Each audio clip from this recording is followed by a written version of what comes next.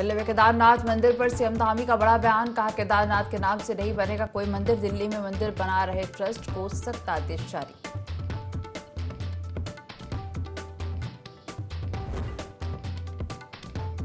Olympic में हिस्सा लेने वाले खिलाड़ियों ने सीएम धामी से की मुलाकात। अंकिता ध्यानी, परमजीत, सूरज पवार से मिले खिलाड़ियों को सीएम धामी ने किया सम्मानित।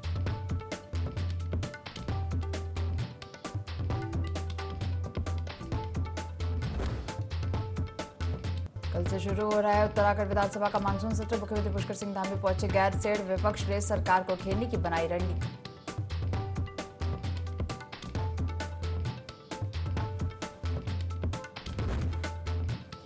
रुद्रप्रयाग के अगस्त मुनि को सीएम धामी की सौगात। सीएम ने कई विकास योजनाओं का किया वर्चुअली उद्घाटन और शिलान्यास। खराब मौसम के चलते वर्चुअली कार्यक्रम से जुड़े सीएम।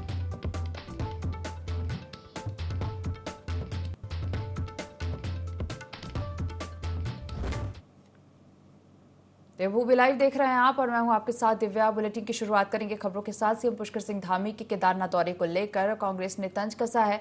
कांग्रेस के प्रदेश उपाध्यक्ष मथुरा दत्त जोशी ने कहा कि सीएम धामी का केदारनाथ दौरा राजनीतिक है। हाईकमान का आदेश है, इसलिए सीएम धामी दौरा कर रहे हैं। निश्चित रूप से उपचुनाव है, इसलिए बार बार जा रहे हैं वहाँ। जो लगातार दौरे हो रहे हैं वो अब केदारनाथ, जो बद्रीनाथ का रिजल्ट आया उससे घबरा कर अब रोज हर दूसरे दिन वहाँ जा रहे हैं। ऊपर वालों का भी डंडा होगा, तो इसलिए बार बार मुख्यमंत्री का दौरा वो राजनीतिक दौरा हो रहा है। किसी के आंसू पोंछने नहीं जा रहे हैं। उत्तराखंड विधानसभा का मानसून सत्र कल से गैरसैंण में शुरू होने जा रहा है। वही सत्र के दौरान विपक्ष भी सरकार को घेरने की पूरी तैयारी कर चुका है, जिसे लेकर कांग्रेस प्रदेश उपाध्यक्ष मथुरा दत्त जोशी ने कहा कि हम दैव्य आपदा का मामला सबसे प्रमुख मामला है। बेरोजगारी के साथ ही सरकार जिस तरह से ईडी का दुरुपयोग कर रही है, कांग्रेस इस मुद्दे को भी प्रमुखता से गैरसैंण सत्र के दौरान उठाएगी और इसके साथ ही कांग्रेस के सारे विधायक जनता के मुद्दों और जन समस्याओं को प्रमुखता के साथ उठाएंगे। मानसून सत्र में कांग्रेस पार्टी जो प्रदेश के ज्वलंत मुद्दे हैं उन पर चर्चा करेगी, उनको उठाने का प्रयास करेगी। दैवीय आपदा का मामला सबसे प्रमुख मामला है। बेरोजगारी का मामला है। आप देख रहे हैं कि बैकलॉग का भी मामला आएगा, केदारनाथ की आपदा का मामला आएगा और जो ईडी का दुरुपयोग किया जा रहा है, हम उसकी लड़ाई संसद से लेकर सड़क तक लड़ रहे हैं। उसका मुद्दा भी गैरसैंण के सत्र में आएगा। हमारे विधायक जो जनहित के प्रश्न होंगे उनको भी उठाने का प्रयास करेंगे। मुख्यमंत्री पुष्कर सिंह धामी ने सीएम कार्यालय से रुद्रप्रयाग की अगस्त मुनि में कई विकास योजनाओं का वर्चुअली उद्घाटन और शिलान्यास किया। आपको बता दें, पहले सीएम धामी को रुद्रप्रयाग पहुंचकर योजनाओं का उद्घाटन और शिलान्यास करना था, लेकिन खराब मौसम के चलते सीएम धामी ने देहरादून स्थित सीएम कार्यालय से वर्चुअली कार्यक्रम से जुड़े और जनता को संबोधित भी किया।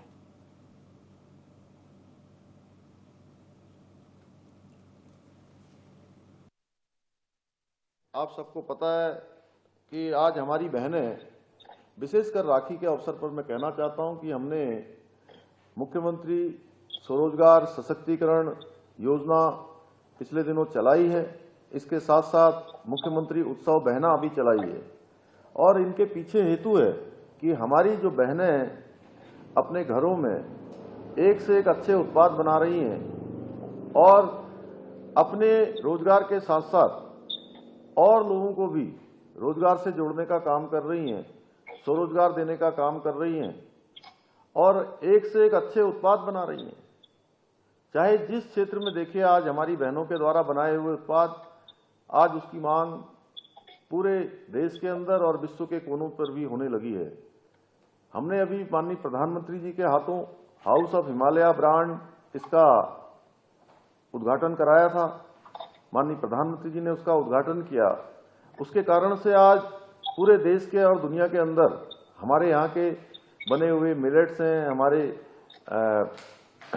सिलाई, कढ़ाई, बुनाई, हमारे खाने के सामान, हमारी बहनें जो प्रसाद बनाती हैं या अन्य प्रकार के उत्पाद बनाती हैं, उन सबको आज मान्यता मिल रही है। और हमारा भी ये प्रयास है कि सरकार इन सबको एक अच्छा विपणन का केंद्र दे। इसीलिए हमने मुख्यमंत्री सशक्त उत्सव बहना योजना प्रारंभ की है। और इस योजना के माध्यम से हमारी बहनों के उत्पाद देश दुनिया में जाएंगे। और आज एक जनपद दो उत्पाद योजना से भी स्थानीय उत्पादों को पहचान दिलाने का काम कर रहे हैं। प्रदेश की मातृशक्ति को हर जगह पर स्थान मिले, उसके लिए हमने सरकारी नौकरियों में भी 30% का क्षैतिज आरक्षण का विधेयक लाकर इसका प्रावधान कर दिया है। अब हर क्षेत्र में हमारी बहनों को, हमारी मातृशक्ति को स्थान मिलेगा। और 7 फरवरी 2024 को उत्तराखंड विधानसभा से हमने राज्य आंदोलनकारियों का जो क्षैतिज आरक्षण, जो 10% आरक्षण था, वो आरक्षण भी पारित कर दिया था, उस विधेयक को पारित कर दिया था। और माननीय राज्यपाल महोदय ने अभी 2 दिन पहले उसकी स्वीकृति प्रदान कर दी है। और अब विधिवत रूप से हमारे आंदोलनकारियों और उनके आश्रितों को यह आरक्षण मिलने लगेगा। खिलाड़ियों के उत्थान के लिए बहुत अच्छा था कि आज मैं जब आप सबके बीच में आ रहा था सवेरे, आज 3 हमारे राज्य से जिन्होंने ओलंपिक में भाग लिया, जिन हमारे खिलाड़ियों ने, सूरज पवार, अंकिता ध्यानी और परमजीत, तीनों लोगों से मैंने आज भेंट करी। पहले लक्ष्य से 1-2 दिन पहले यहां मिलकर गए थे। और हमारे छोटे राज्य से भी 4 लोगों का ओलंपिक में पार्टिसिपेट करना, भाग लेना बहुत हम सब लोगों के लिए गौरव की बात है। खिलाड़ियों के उत्थान के लिए हमने नई खेल नीति हम लाए हैं, मुख्यमंत्री खिलाड़ी उन्नयन योजना। उसमें उभरते हुए खिलाड़ियों को 1500 रुपये प्रतिमाह खेल छात्रवृत्ति के साथ ही अन्य सुविधाएं भी दी जा रही हैं।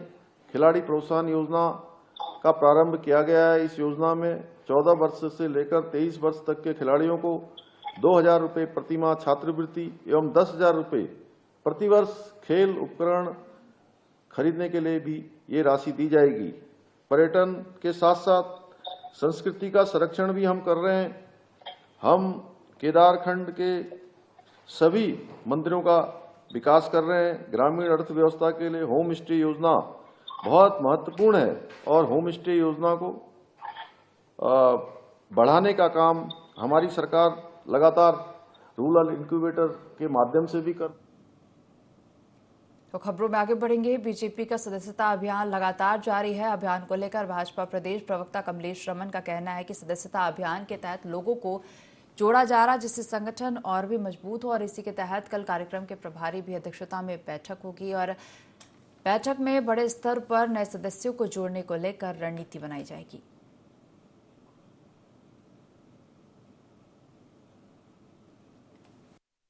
हमारा निरंतर चलने वाला कार्यक्रम है जिसमें नए सदस्यों को जोड़ा जाता है, भारतीय जनता पार्टी के संगठन के साथ उनको मिलाया जाता है। और ये एक प्रक्रिया के तहत होता है जिसमें हमारे राष्ट्रीय लेवल से लेकर के और बूथ स्तर तक नए सदस्य बनाने का काम होता है, जिससे कि हमारा संगठन भी मजबूत हो। और इसी प्रक्रिया के तहत कल हमारी एक बैठक है। हमारे जो इस कार्यक्रम के प्रभारी है वो हमारी बैठक लेंगे और तमाम आने वाले समय में हम किस तरीके से नए सदस्यों को बना सकते हैं, किस तरीके से सदस्यता अभियान को चला सकते हैं, इसको और एक बड़ा प्रारूप बड़े स्तर पे चलाने का हमारे कार्यकर्ता और तमाम हमारे नेतागण करेंगे। तो उसी को लेकर के कल विचार और मंथन हमारा।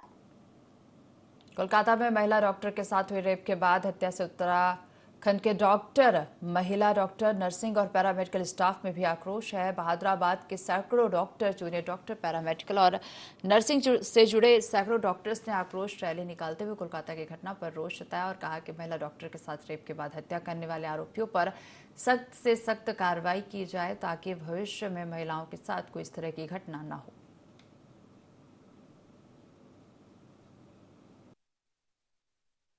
देश में एक बहुत बड़ी घटना हुई है अभी, जिसमें एक लेडी डॉक्टर का रेप एंड उसके बाद उसका मर्डर हुआ है। तो ये एक बहुत ज़्यादा शेमफुल इवेंट हुआ है हमारे देश में। हम इसके खिलाफ हमने आज एक पीसफुल एक रोड मार्च निकाली है और हमारा जो एम है वो यही बताना है कि ये सिर्फ एक डॉक्टर के साथ नहीं हो सकता है, कोई भी हो सकता है कल को। तो अगर हम अपनी जनता को इसके लिए अवेयर ही नहीं करेंगे कि आपको अपने घर में चुपचाप अब नहीं बैठना है, हमें कुछ ऐसा करना है कि सबको ये बताना है कि ये चीज़ अब आज के बाद फिर ना हो। यही हमारा एम है, मेनली प्रोटेस्ट करना। पश्चिम बंगाल में आपको ज्ञात होगा, पूरे देश को ज्ञात है कि एक जो वहाँ की रेजिडेंट थी वो अकेले अपने एक सेमिनार रूम के कमरे में आराम कर रही थी। 36 घंटे ड्यूटी के बाद वहाँ उसका बलात्कार हुआ, शायद गैंगरेप हुआ, उसका मर्डर हो गया और उसको दबाने की कोशिश की गई कॉलेज प्रशासन के द्वारा, सरकार के द्वारा, सब लोगों के द्वारा। इसलिए ये ज़रूरी है कि पूरा देश इस बात पर जागरूक हो, क्योंकि निर्भया कांड हुआ था, कुछ दिनों तक चला, फिर क्या न्याय हुआ किसी को नहीं पता। ऐसे कांड हर जगह होते रहते हैं, बच्चियाँ उसकी शिकार बनती हैं, महिलाएं उसकी शिकार बनती हैं। तो हम लोग जागृति पैदा करना चाहते हैं। कोलकाता में जो एक डॉक्टर के साथ इतना संगीन अपराध हुआ है, तो हम बेटियां कहाँ पे सेफ हैं? सरकार हमारी कहती है बेटी बचाओ बेटी बनाओ पढ़ाओ अभियान चलाती है। आज की डेट में हम अपनी बेटियों को घर से बाहर निकालने में बड़े अनसेफ फील करते हैं। तो मेरी सरकार से रिक्वेस्ट है कि हमें इस अभियान को ही बंद कर देना चाहिए। जब हमारी बेटियां अपने वर्क प्लेस पे ही सेफ नहीं है और घर के बाहर ही सेफ नहीं है, तो हम अपनी बेटी को घर से बाहर क्यों निकालें? मेरी सरकार से रिक्वेस्ट है कि जो भी अपराध आज तक हुए हैं उनको यहीं के रोक दिया जाए, ताकि आगे कोई भी इस अपराध को करने से पहले 1000 वर्ष। पहाड़ों में मूसलाधार बारिश होने से जनजीवन अस्त व्यस्त हो गया और ऐसे में बद्रीनाथ राष्ट्रीय राजमार्ग पागल नाला गुलाब कोटी छिनका में भारी मलबा आने के चलते मार्ग अवरुद्ध हो गया है। लगातार गुलाब कोटी के पास में बद्रीनाथ राष्ट्रीय राजमार्ग बाधित होने से तीर्थयात्रियों और स्थानीय लोगों को भारी दिक्कत हो रही है। रास्ता बंद होने से वाहनों की लंबी कतार लग गई है। संबंधित विभाग की मशीन घटनास्थल पर मार्ग को खुलाने में जुटी हुई है।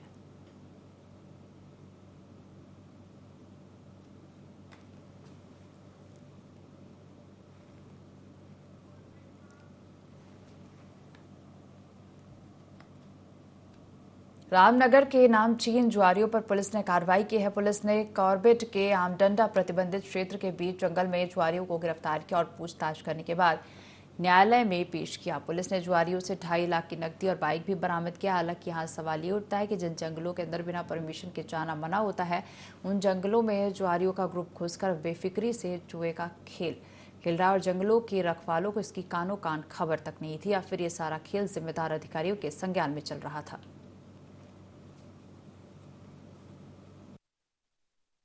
में काफ़ी समय से जुए की शिकायत मिल रही थी। पुलिस द्वारा मुखबिर की सूचना पर आज कुल 8 जुआरियों को करीब 2.5 लाख रुपए के साथ गिरफ्तार किया गया है और कुछ बाइकें भी हमारे द्वारा वहां सीज की गई हैं और इस संबंध में जो है जो लोग इस वारदात में लिप्त थे उनके संबंध में जानकारी की जा रही है और मुलजिमों को रिमांड हेतु पेश किया जाएगा। जुआ खेले थे सभी को पकड़ लिया है। अन्य लोगों के बीच में तलाश की जा रही है कि जो लोग इसमें इन्वॉल्व थे, हमारे द्वारा विस्तृत पूछताछ कर उनको इस संबंध में आवश्यक कार्रवाई की जाएगी। हमारे द्वारा लगातार सक्रिय रहकर जो भी सूचनाएं संकलन की जाएंगी, उनकी पुष्टि होने पर हमारे द्वारा आगे भी इस संबंध में वैधानिक कार्रवाई की जाएगी।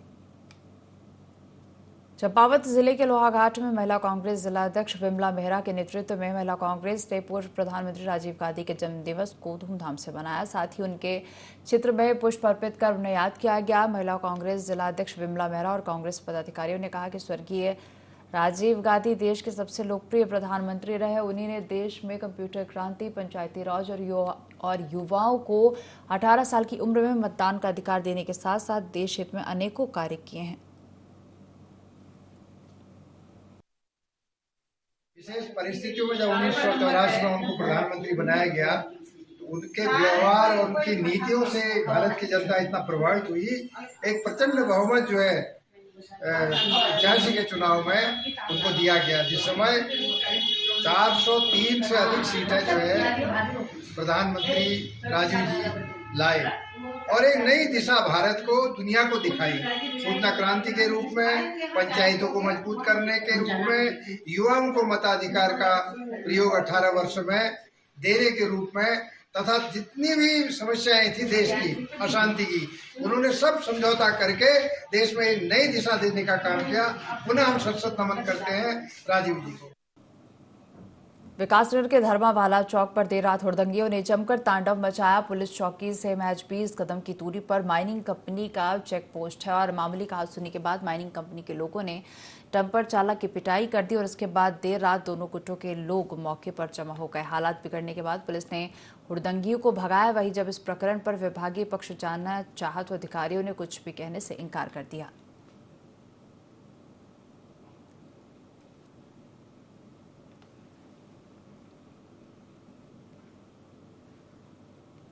हुड़दंगियों ने जमकर तांडव मचाया है। माइनिंग कंपनी के लोगों ने डंपर चालक को पीटा। वहीं हालांकि पुलिस मौके पर पहुंची है और दंगियों को भगाया है।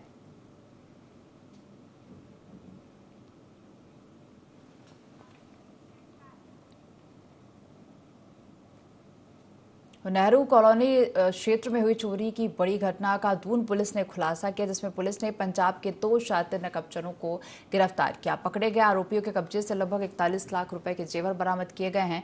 एसएसपी अजय सिंह ने बताया कि पुलिस टीम ने दुधली रोड से घटना में सम्मिलित 2 आरोपियों को गिरफ्तार कर उनके कब्जे से चोरी का सामान भी बरामद किया। आरोपियों से पूछताछ में बताया गया कि वे दोनों सपेरा जनजाति के खाना बदोश किस्म के लोग हैं, जिनका कोई स्थायी ठिकाना नहीं है।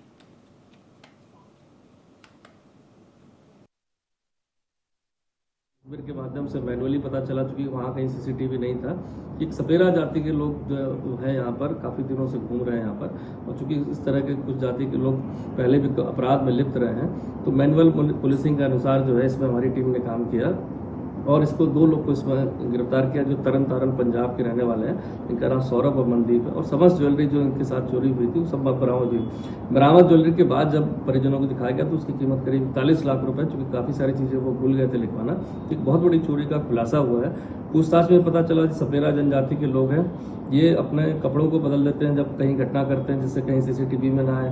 साथ ही साथ पब्लिक ट्रांसपोर्ट का प्रयोग करते हैं बहुत दूर जाकर, और रेलवे ट्रैक को ही फॉलो करके जाते हैं। ये जो घर था वहाँ से पास में रेलवे ट्रैक है जयपुर कला में, तो उन्होंने वहाँ चोरी करी और रेलवे ट्रैक से पैदल ये निकल गए और इसके बाद ये पब्लिक ट्रांसपोर्ट को पकड़ते हैं। फुटेज कहीं नहीं थी। मैनुअल पुलिसिंग के आधार पर, मुखबिर की सूचना के आधार पर जो हमारी टीम लगी थी, बहुत बड़ा वर्कआउट किया और 41 लाख की इसमें जो पूरी ज्वेलरी थी वो बरामद कर ली गई। अभियुक्त लोगों को आज जेल में भेजा जाए। ओखीभट्ट में जनता मिलन कार्यक्रम का आयोजन किया गया। कार्यक्रम में मुख्यमंत्री पुष्कर सिंह धामी भी वर्चुअली जुड़े। साथ ही सीएम ने जनता को भी संबोधित किया। अपने संबोधन के दौरान सीएम धामी ने प्रदेशवासियों को सरकार की उपलब्धि और योजनाओं के बारे में अवगत कराया। आपको बता दें, खराब मौसम के चलते सीएम रुद्रप्रयाग नहीं जा पाए, जिसकी वजह से सीएम ने सभी कार्यक्रमों को वर्चुअली संबोधित किया।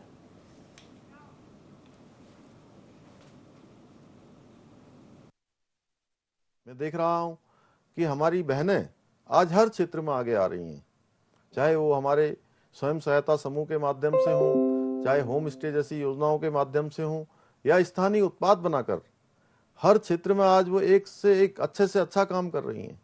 और उनके उत्पादों की मांग आज पूरे देश के अंदर हो रही है। और इसको देखते हुए मुख्यमंत्री सशक्तिकरण योजना, महिला सशक्तिकरण योजना और मुख्यमंत्री सशक्त बहना योजना, ये योजनाएं हमने प्रारंभ करी थी। उसको देखते हुए माननीय प्रधानमंत्री जी ने हमारे यहाँ हाउस ऑफ हिमालय ब्रांड भी अभी पिछले दिनों उद्घाटन किया था, और उसके माध्यम से भी अब देश दुनिया के अंदर हमारे इन उत्पादों की मांग बढ़ रही है।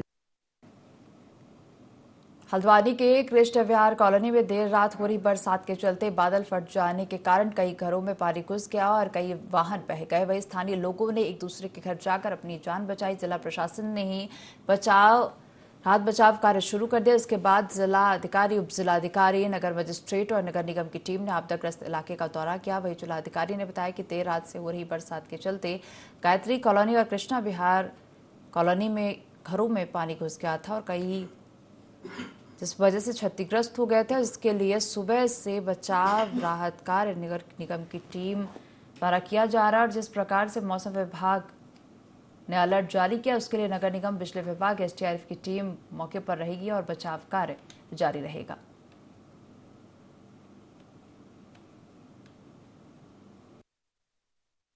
टाइम पे इधर पानी आया और फिर पूरा पत्थर मलबा सब पूरा आके सब पूरा बहा के लेके गया। क्या गाड़ियाँ क्या क्षति हुई? आपकी कौन सी गाड़ी से? गाड़ी हमारी सोनेट किया। हाँ, तो कैसा मंजर लग रहा था जब ये भयंकर के अंदर बारिश हुई है और एकदम एक एरिया में ज़्यादा पानी आने की वजह से ये जो नाला है हमारा अम्पानी नाला, इसमें काफ़ी मलबा और बोल्डर्स हैं, तो उसकी कुछ दीवार क्षतिग्रस्त होने की वजह से आबादी की तरफ पानी भर गया।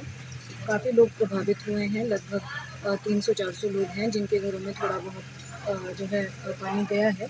कुछ लोगों के घरों में ज़्यादा नुकसान हुआ है जो बिल्कुल कॉर्नर में रहते हैं। तो हमारी जो टीमें हैं वो कल रात से ही यहाँ लगी हुई है। नगर निगम स्ट्रीट्स की सफाई करवा के वहाँ पर जो चूना चल रहा है। चंपावत जिले के लोहाघाट के सुई विशुंग के प्रसिद्ध वायुरथ महोत्सव का आयोजन किया गया, जिसमें मां भगवती के वायुरथ ने 5 गांव सुई और 20 गांव विशुंग की परिक्रमा की। श्रद्धालुओं ने देवी रथ के दर्शन कर पुण्य लाभ अर्जित किया और इससे पूर्व विधि विधान से सुई के शिव मंदिर प्रांगण में 4 डोली के आयुधों को पवित्र जल और दूध से स्नान कराया गया। रथ के साथ चल रहे देव डांगरों और देवी के गढ़ों ने आधा दर्जन से अधिक स्थानों में दूध और अक्षत की काल खाई। साथ ही रथ के आगे भगवती के बैताल और पीछे हजारों की संख्या में जयकारे लगाते हुए हर आयु वर्ग के भक्त चल रहे थे। महिलाएं मंगल गीत गाते हुए वातावरण को भक्तिमय बना रही थी। रथ में मां भगवती का खाली रथ ले जाया गया। वायु रथ का जगह जगह हजारों लोगों ने फूल और अक्षत से भव्य स्वागत किया।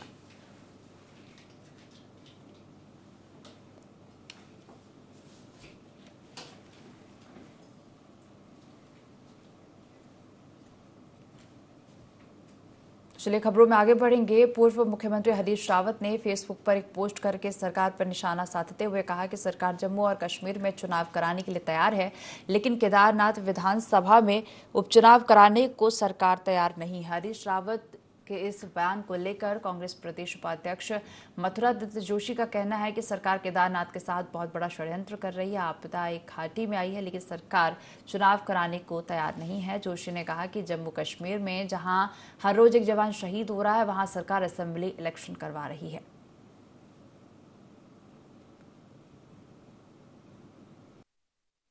उसका टालना चाह रही है और सरकार को खतरा है। सरकार अपनी हार सुनिश्चित देखकर केदारनाथ के चुनाव को टाल देगी, एक षड्यंत्र के तहत टाल देगी। नहीं तो जब आप JNK में चुनाव करा सकते हो, वहाँ रोज सीमा में कोई न कोई नौजवान हताहत हो रहा है, आतंकवादी हमले हो रहे हैं, आप जब इस राज्य में चुनाव कर सकते हो, केदारनाथ में क्यों नहीं करा सकते हो? आपदा एक पर्टिकुलर वैली में आई है, आप वहाँ आपदा का काम नहीं करा पा रहे हो। आप वहाँ ये नहीं पता कर पाए कि क्या कितना नुकसान हुआ, क्या चीज़ें, कितना लोग हताहत हुए हैं, कितने मवेशी मरे हैं, कितने करोड़ का नुकसान हो गया, वही आपको पता नहीं। लेकिन हमारा आरोप है कि सरकार जानबूझकर केदारनाथ के चुनाव को टाल रही है और केदारनाथ के साथ अत्याचार। राज्यपाल ने राज्य आंदोलनकारियों के 10% क्षैतिज आरक्षण अधिनियम को मंजूरी दे दी है, जिसके बाद राज्य आंदोलनकारियों में हर्ष की लहर है। प्रदेश प्रवक्ता प्रदीप कुकरेती ने कहा कि हम सभी पिछले 11 वर्षों से संघर्षरत थे। अधिनियम हस्ताक्षर होने पर मुख्यमंत्री और राज्यपाल के द्वारा सभी राज्य आंदोलनकारियों के लिए रक्षाबंधन का उपहार है। सभी राज्य आंदोलनकारियों के संघर्ष का परिणाम है और इस अधिनियम के हस्ताक्षर होने से 10,000 राज्य आंदोलनकारी परिवारों को लाभ मिलेगा।